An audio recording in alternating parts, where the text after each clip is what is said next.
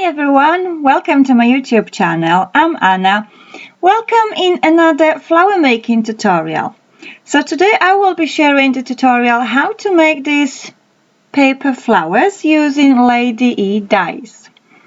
Very simple, very easy. I hope you will enjoy this tutorial and I hope you'll find it inspirational. You will grab your dies and you will make some flowers as well. So I will walk you through how I'm making those flowers. All the information regarding products, as always, you will find in the description box below. So for the center, I will be using this Poinsettia flower die. Also flower 004, this second from the largest die, just one layer. And flower 001, I will need 2 layers. So I've run my dies through the Big Shot machine. So this is what I have, and I'm working with 150 GSM cardstock paper, just the ordinary cardstock paper. So firstly I will prepare my layers by poking holes in the middle, which will allow me to push the stamens through easier. I'm using this poking tool from Tonic Studio from Team Holtz, which is really good a tool to have, which will help you to work with your flowers. If you don't have this poking one, you can use any other embossing tool with quite sharp end, just to help you out to poke the hole. So let's get going with what further steps we'll do. Now I have this Distress Oxide ink, Stormy Sky, again from Team Holtz. I really like this shade, absolutely beautiful. It's like a faded jeans, a bit of a greyish, all mixed together. So I'm applying my ink using a makeup sponge. I really like working with makeup sponges because my ink blends really nicely.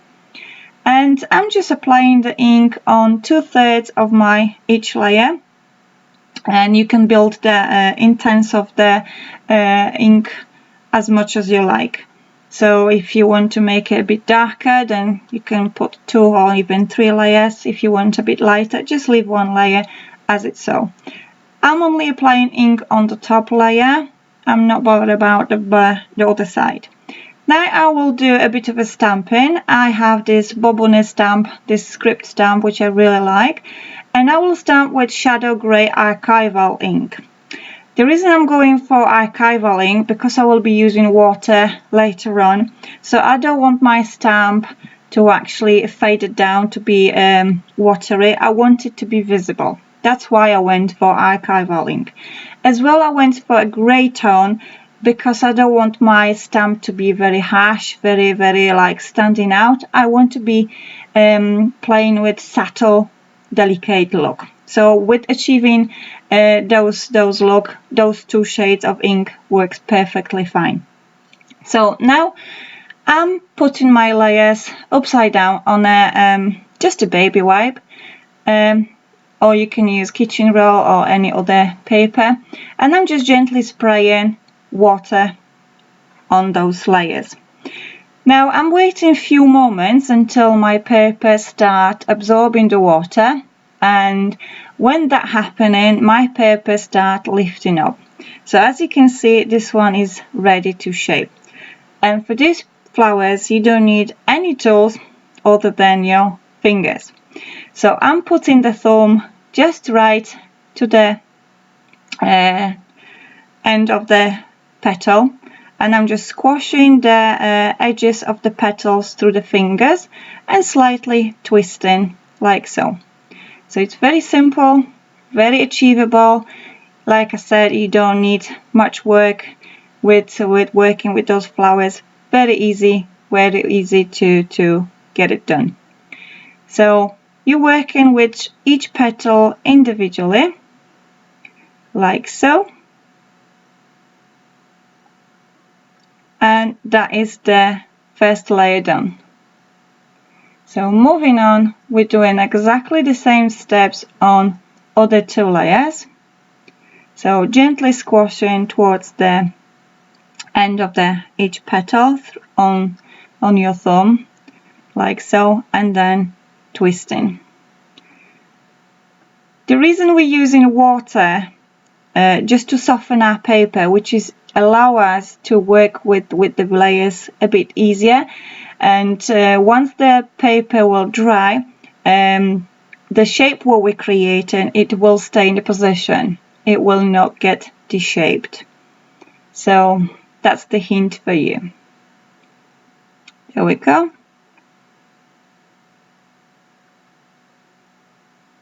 Very simple, very easy, like I said. Nothing complicated. There we go. Another layer done. And moving on to the last layer. Exactly the same process. Just squash at the end. Just twist a little bit. And that is all. So we're nearly there with shaping our layers, our petals. And we will go for next step. Okay.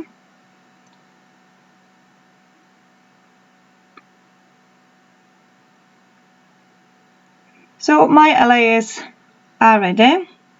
So now I have stamens.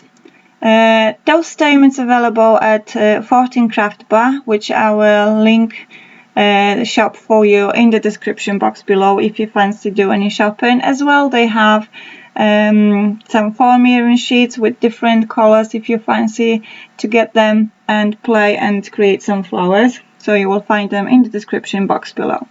So for each flower you will need approximately 5-7 of stamens. And I like to use this small wire, which is very soft, very easy to work with. So what I'm doing, trying to even my stamens to the same length, which will help me to fold them in half in middle. That's what you would like to get when you want to have them on the same level. You don't want them to be like shorter and longer. So now I'm attaching them on my wire like so. Oh, one just flipped off, so I just attach it back.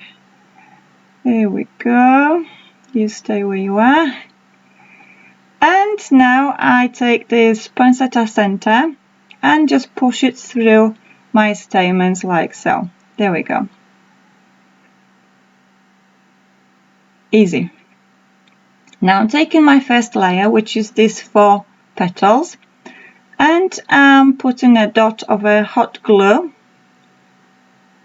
to position my stamens and my flower center. There we go. So this is what you will have. Okay. Now we will attach other 2 layers. Now what I like to do when I'm working with my flowers, I want to position them first, then apply the glue.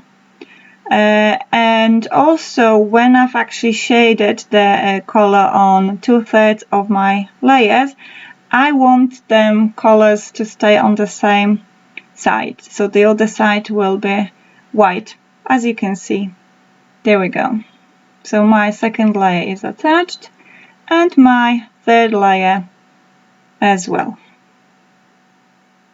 There we go. So just to make sure you're not overlapping the petals, so that creates extra dimension to your flower. Very simple, very easy, like I said.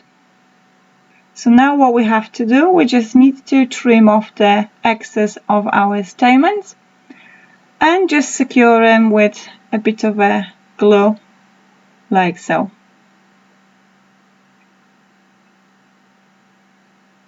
Okay, I think it's simple, it's achievable, so anyone can do it. Okay, so this is my flower, it's ready. I'll show you another close-up, and you can also create one with the same way, just using layers without the poinsettia center, just using just the stamens. So that's the difference. So I hope you enjoyed this tutorial. I hope you find it inspirational and you will grab your dies and you will play and create some flowers. So till the next time, happy crafting. Bye for now.